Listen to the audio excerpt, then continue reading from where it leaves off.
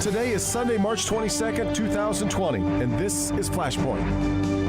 Hi, and welcome to Flashpoint. I hope this morning finds you well, or at least feeling well. Wait, no, I hope you're actually well. It's funny, it's a little complicated right now. This week I asked our photographer, Tim Pamplin, how are you? And he gave me the very proper answer to that right now. He said, who knows? We do know some things. With all of the unknowns that remain, we do know that our lives have changed in dramatic ways. And for many people, it's the most dramatic case of mass disorientation we can recall. This morning, we're going to dig into a number of those intrusions. If you're a parent of school-age children, you probably have a week under your belt of trying to figure out learning from home. We're going to talk about that this morning, including the problem for those who live on the drier side of the digital divide. How do they keep up at a time like this? In fact, as I mentioned last week, the weight of the coronavirus crisis will likely fall harder on those already struggling. This week, Meals on Wheels in Wayne County announced a temporary shutdown to get their systems calibrated for this new demand. We're going to talk about that too. But up first, if you have been able to not look at your financial statements, like the shape of your retirement fund or your 401k, you still no doubt realize it's not good. And for some, it's a disaster. We're going to follow the money first today on Flashpoint.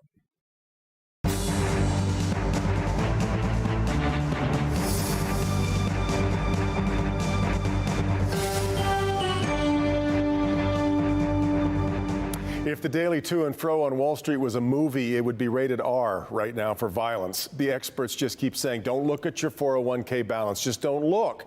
But depending on your circumstances and how long this could go, does that advice still stand? We're going to start with your money this morning, with not the national or world economy, but with your own economy. I'm very happy to have with me two financial advisors you've perhaps seen on Local 4 over the years, Tom Hakeem from Hakeem Financial and Nathan Mercereau with Planning Alternatives, both of them joining, in fact, all of our guests this morning in social distancing will be joining us by either Zoom or Skype. Guys, thanks very much. I want to ask you both at the very start. I know keep calm and carry on is always the mantra in financial matters, but on a scale of 1 to 10, with 10 being full out panic, Nathan, where are you right now? This is definitely one of the extreme times in history, and it's because the markets have fallen so quickly. We've fallen into a bear market faster than we have ever in the past, and that's definitely been cause for concern. And so from 1 to 10, are you around a 7, 8? Where would you be?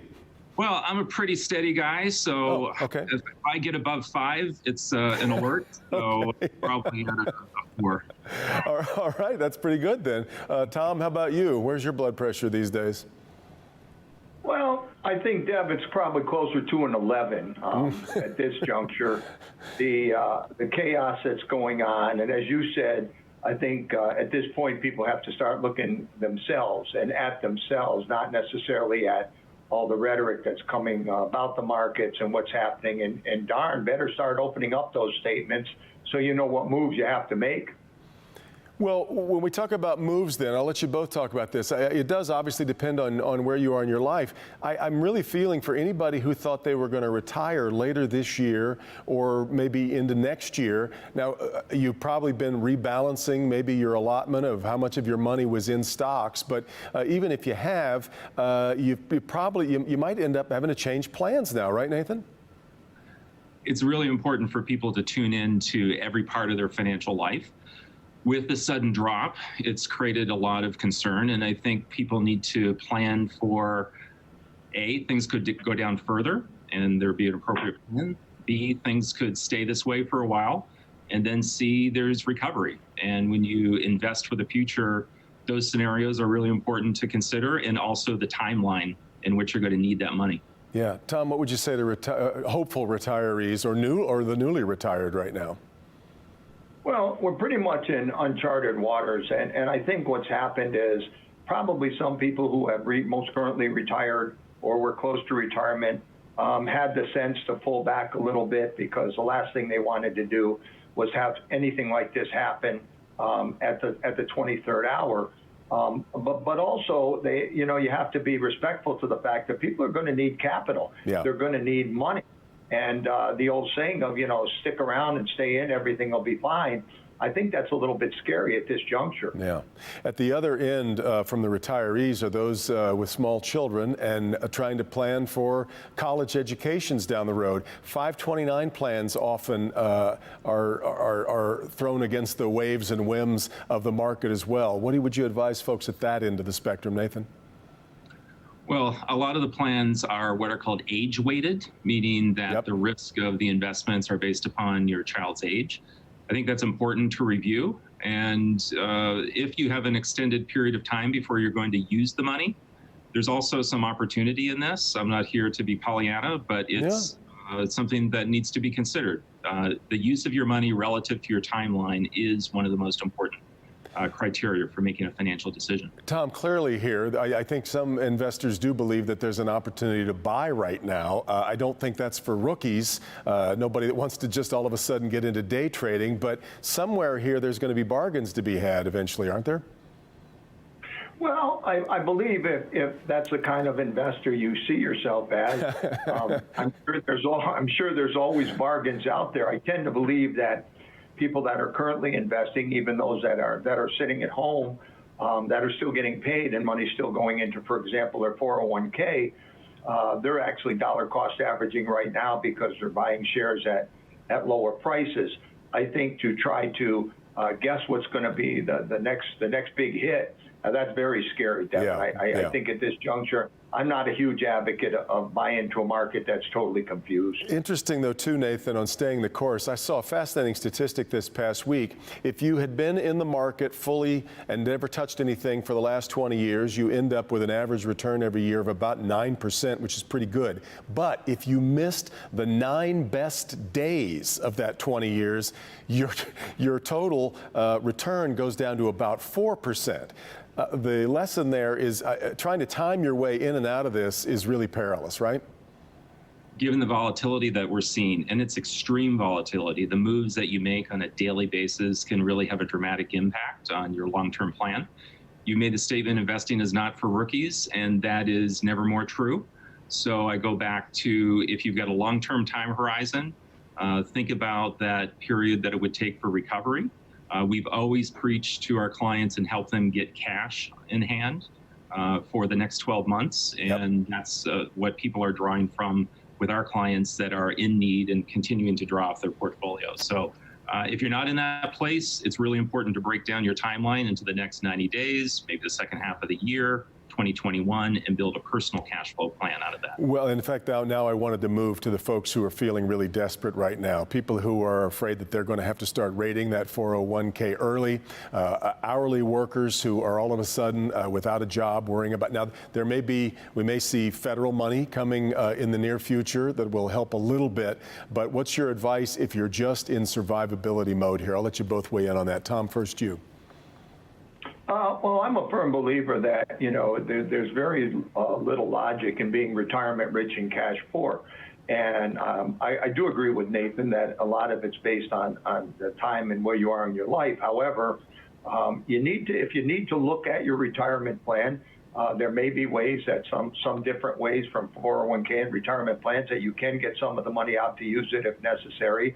And if all goes to heck in a handbag, you may have to tap your IRA and other retirement sources because we're a generation that was basically pushed to save for the rainy day. Well, I don't know how to tell anybody, but the storm is here. Yeah, sure is. Nathan, your thoughts on those that are really panicking now about just trying to make it through this?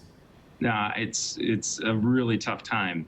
There's a lot of unknowns. We don't know how long this will continue. And having a personal assessment of fully embracing your reality around cash flow. What are your needs this month, the next 90 days is number one priority. And we encourage people to put that in writing, build a budget, and then look at the resources you have. And maybe you do have to tap into a retirement plan like a 401k. And we're also hearing from the government a lot of initiatives around fiscal policy, which is trying to get cash in people's pocket. That's not going to solve everything, but it's something that should go into your planning for the future. Yeah, let's hope so. Guys, thanks so much for the advice. We always appreciate having you on Local 4 and certainly again this morning on Flashpoint. Thanks very much. You find yourself now trying to be a financial planner. You may also find yourself being a teacher. We'll move to that part. The school in your house right after this. This is Flashpoint on Local 4. With Michigan weather being so unpredictable, spend tax returns and profit-sharing checks where it matters most, your home. Call Ace & Sons today. Don't go to the wrong place. Leave your insulation to Ace. I'm Mike Morse. Over the years, you've heard me say, call me today, 855-855. Mike wins. Mike wins. Mike wins. There are reasons why I say that. First, I want you to call me. And second, we win. I run Michigan's largest personal injury law firm, and we got there by doing one simple thing, winning. So one more time, call me now, 855-MIKE-WINS. You heard him.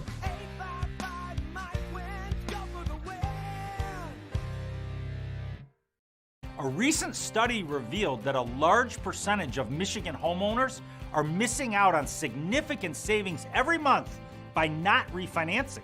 Hi, I'm David Hall from Hall Financial, and at Hall Financial, we focus on putting you in the best financial position possible. So start saving today and call us at 248-308-5000, or you could chat with us online at davidhallmortgage.com. Lower payments, better options, more personal attention. Next, Ellen. Maya Rudolph. Plus, Alec Baldwin. And this little science guy. You know who I am? I think you're not Ellen. Ellen, Monday at 3 on Local 4. Let's all take a deep breath. Remember that we have made it through tough times in this city before. In every crisis, think about what allowed us to rise above and come out stronger. Our love for this community, working in unity, and taking care of our neighbors. And if this challenging time teaches us anything, it's that we really do need each other. Detroiters are gritty and tough, but know that strength comes from having each other's back. Together, Metro Detroit, we will make it through this crisis too. Welcome back. Let's move to education. Homeschooling has long been a kind of a niche choice by some parents, but now, want it or not, that's what's happening in most American households. It relies, of course, on technology, but also on parental support and a lot of organization on the other end among teachers and schools. Let's talk about it with Tanya Allen, the head of the Skillman Foundation. Tanya, really appreciate your time this morning. Let me start with the news that we got on Friday from the Education Department that these hours that kids spend online learning, and we don't know how long that'll go, but it's not going to count toward the hours that they're supposed to spend in the classroom. What does that tell us about the expectations of what we're all trying to do here now? Well, I think it tells us that our educational system is really not equipped to deal with the realities of today. So if it was the polar vortex of 2019 or coronavirus 19 in 2020, we're not really equipped to be able to make sure that our students are learning. And so many educators focused on building the systems to support some students. So many students don't have the access that they need. You know, we're spending most of our time talking about like what days count for school instead of spending our time focusing on how do we make sure every child in this state learns. And that has to be the emphasis and the focus of all of our attention going forward. Well, let's get to that digital divide here. And of course, there's a lot of focus on the city of Detroit with that regard, but there's a lot of places in the state that don't have a really robust broadband signal, and some homes where the only internet technology is going into a phone rather than into a computer. What do we do to bridge that gap and make sure that the kids don't end up falling way behind over these coming weeks or months? Well, that's absolutely true. So there are some districts that are in the UP where 50% of the people who live there have access to the internet connections and to internet. So we know that we have great disparities. They don't have access to their libraries because the libraries are closed as well. And so we just have to really address this. We've seen some schools do some miraculous things. They've surveyed every student. They've gone and make sure that every student has the proper equipment. But we got to make sure that that equipment really works. It has all of the software involved. Detroit Public School Community District just recently launched an initiative to try and get donations so that individual students can have computers. But this can't be left to charity. Like, we have to deal with this issue. We know we have an equity gap in this state. And the more that we ignore that equity gap, the more we will be unprepared for moments like this. So when we come out of this, Devin, my point would be, let's not leave this as weak as we started. Let's leave this by making sure that we enact policies by the end of this that actually make sure that every child actually has access to the tools they need to learn. And this is our moment to be able to do this. And we got to get our state legislators to be focusing on the long term, as well as helping to meet the immediate needs of this crisis. Oh, I hope that's right, that when we're done, we've got an ocean full of teachable moments here on so many fronts of how to do this for the future. I'm really had an interesting conversation with my colleague here, Karen Drew. She's got two kids in two different grades, and they've all, of course, got different teachers. And Karen is about to pull her hair out because all of those teachers use their own system. Some of them want the kids to go to their own website. Some of them have a portal through a school. Some of them are a part of a different third-party system. Not having everybody in the same basic sort of infrastructure is a big problem here, isn't it? Oh yeah, it's a huge problem. And how do you navigate all of the information? And there are so many resources in a good way. People are pushing out online resources that parents and families should be utilizing. So the challenge is that's like pouring, thousands of pieces of curricula in front of a teacher or a parent who is untrained and saying to them, you figure it out. We have to make this easier for both our students and our families. And many of these people that are working home, just like Karen, even if they have the technology, they're still working, right? Like, so they don't have the entire day dedicated and focused on teaching their children as well. So we have to figure out how to make this easier, streamline it, and make sure every child can participate. And I think that's one of the biggest challenges. Her students have too many choices and other students have no choices. Yeah. That's a fundamental challenge here. Well, if you had to come up with just some general advice then for parents right now who want to make the most of this time without getting their kids to fall up behind too much, but at the same time not wanting to create too much of a chaotic situation in the house, what are the things that you think that all parents ought to be thinking about doing here to try to do this as best we can? Well, I think a couple things I would just say is use the curriculum that your schools are sending to you. If there are supplementary educational sites, go use those things.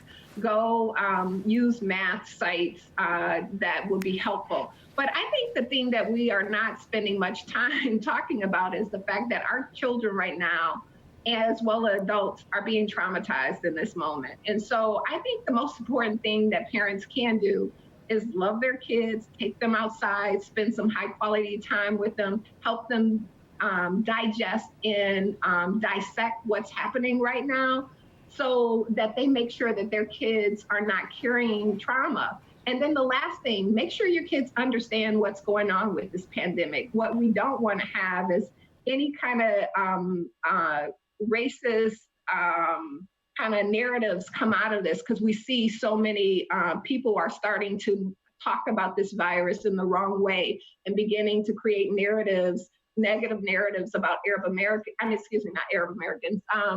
related to Asian Americans. And so we just got to take this moment to make sure our kids can understand where we're going, what's happening, giving them the tools and making sure that they don't make up the wrong information and begin to hurt others. And always they look to us to be a steadying presence in their lives. Exactly right. All right, Tanya, thanks so much for the great thoughts and for the time this morning, and stay well. Talk to you soon.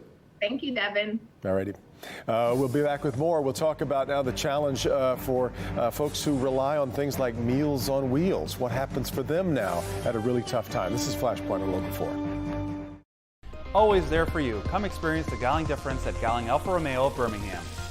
Lease a 2020 Alfa Romeo Giulia with all-wheel drive for just $329 a month, sign and drive. Or lease the 2020 Alfa Romeo Stelvio with all-wheel drive for $369 a month, sign and drive. Don't wait. Hurry into Gowling Alfa Romeo of Birmingham today on Woodward, just south of Maple, and at alfaromeoofbirmingham.com.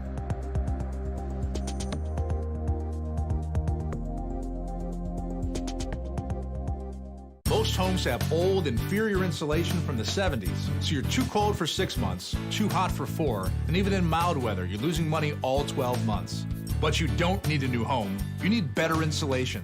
You need USA Premium Foam. Right now, we're tripling your savings. the brand new 500-hour energy tax credit, your utility bill savings, and your entire home insulated for only $99 per month.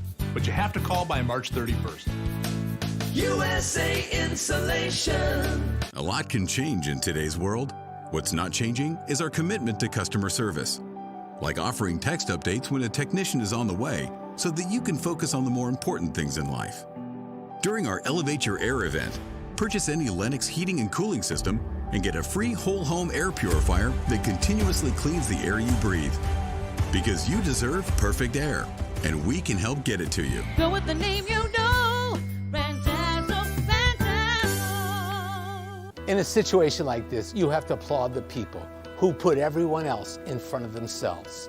Always remember, healthcare workers, police, firefighters. Those are the folks fighting on the front line. Those are the ones fighting this pandemic. They are the real heroes of society. And to all of you out there, bravo. Following the directions of our health officials, the most important thing. Remember, stay smart, stay strong, stay safe.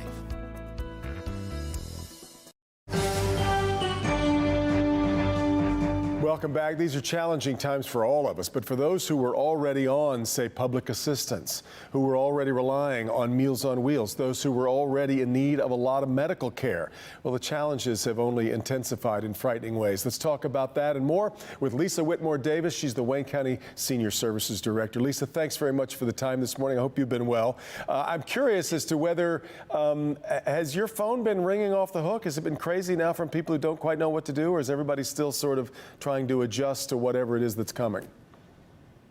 Thanks, Devin. Yes, it has been very busy. Our staff has been working pretty much around the clock to ensure that we can be responsive to the calls, as well as reaching out to some of our partners to help us carry this load. But Wayne County government and our Senior Services Department, we're committed to serving our older adults. Well, we got the announcement this past week from, and we already were wondering what the burden was going to be on like Meals on Wheels. And then we get the announcement that they were shutting down for 5 days so that they can kind of recalibrate and reassess. But what does that tell us about the kind of need that we fear is coming? Well, in anticipation of that shutdown, we provided our Meals on Wheels participants with a cold 5-pack frozen meal so that they could be sustained during that time. Right. But part of the reason is that we realized because of the pandemic and how we want to keep everyone safe, not only keeping our older adults and seniors strong nutritionally, but we have a volunteer corps of over 900 volunteers who many of them themselves are over the age of 65. And we want to make sure that everyone is safe, and we had to change how we produce our meals so that we can get the numbers out, but also make sure that our volunteers and our volunteer drivers remain safe as well. Well, I was going to ask, do you have a problem now with enough volunteers? Because no doubt they're worried too about having so much contact with other people at a time like this. Yes, and the Evans administration, our CEO and all of his team and the executives have stepped in and filled those gaps as we're on furlough, as you're aware. My colleagues around the county out of our different departments are stepping in and filling in those delivery gaps so no one goes without getting a meal. And we are so grateful to their commitment as well. The other thing that, of course, a lot of seniors have to worry about is getting to medical appointments. And that's one of the, I think, untold stories so far. Our hospitals are obviously very concerned about this virus, but you still are going to have people who are needing dialysis. You have people who have heart attacks and strokes. All of that stuff hasn't stopped just because we've got this pandemic going. So what are we doing to make sure that our seniors can still get the level of Medicare, and even not just seniors, anybody in need of health care right now can still get those what has become to them routine? Yes, there's so many organizations like the Senior Alliance in Western Wayne, our Detroit Area Agency on Aging. We have all been talking throughout this pandemic response to make sure that our resources are readily available. The information lines, people get that information. We are all to be able to, be referred to who they need for support. But Devin, the main thing that we've really been trying to do across all older or senior services organizations is to help older adults manage the fear and managing that fear with information, with education. For example, when we knew we were going to have to pause our meal service and go to the cold frozen, we had a hand-delivered note brought to all of our participants in Wayne County, and to let them know, because we wanted to allay their fears, and so many gave responses like, thank you so much for letting me know. I'm going to be okay, but thank you for checking on me. I think that is something that we're really trying to make sure that we can help allay the fears. They're founded, but to help control them as much as possible. Lastly, Lisa, a lot of people are looking for ways to help others right now, whether it's an extra big tip for a carry-out at a restaurant or whatever it might be. What would you recommend people do right now that are looking to help, whether they want to volunteer or whether it's financial? What would you tell them to do? Donations to our Meals on Wheels programs. That is vital because we're really receiving, not only sustaining our current participants, but we're getting calls for new participants, and we're going to try to our best to address that. And we need those extra funds to be able to help with that nutritional need. Yeah, we're going to try. I'm sorry, I stayed up all night the other day working on this project. I know so you and your folks are working your tails off. I so appreciate the time. Stay well, and we'll talk to you again soon, Lisa. Thanks very much. Thank you. And thank you so much for being here as well. Meet the Press coming up next. Have a great week, a safe week, and we'll see you next time on Flashpoint.